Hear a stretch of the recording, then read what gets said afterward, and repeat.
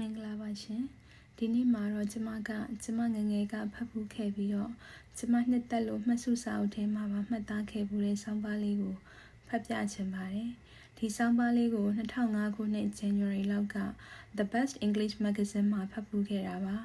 စာရေးသူဘယ်သူဆိုတာတော့မမှတ်ထားမိခဲ့ပေမဲ့မူရင်းစာရေးသူကိုလေးစားစွာနဲ့ချစ်ခင်သူတွေအတွက်ပြန်လည်ဖတ်ပြချင်ပါတယ်ရှင်ဆောင်းပါးလေးရဲ့ခေါင်းစဉ်ကစိတ်ပူပန်ခြင်းမရှိသင့်သောအရာနှစ်ခုကျမရဲ့ဘဝမှာဘယ်တော့မှစိတ်မပူသင့်တဲ့အရာနှစ်ခုကိုတွေ့ရှိခဲ့ရပါတယ်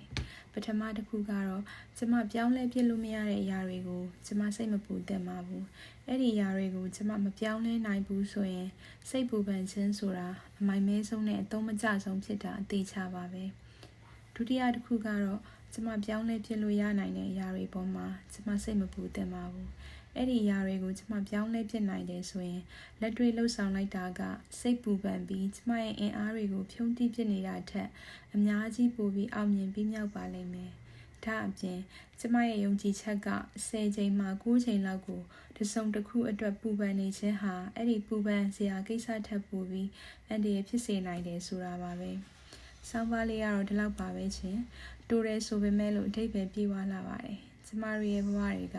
စိတ်ပူပန်စရာမရှိတဲ့ဘဝရဲ့လို့မရှိပေမဲ့ပူပန်ခြင်းမရှိတဲ့အရာနှစ်ခုကိုကောင်းကောင်းသဘောပေါက်မယ်ဆိုရင်အတော်အသင့်တော်ငြိမ်းချမ်းကောင်းပါရဲ့တကယ်တော့မိမိမတက်နိုင်တဲ့အရာပေါ်မှာစိတ်ပူပန်နေခြင်းကတစုံတရာအကျိုးမဖြစ်ထွန်းစေပဲပူပန်သောကထပ်မံနှိပ်စက်ခြင်းကိုပဲခံစားရစေပါတယ်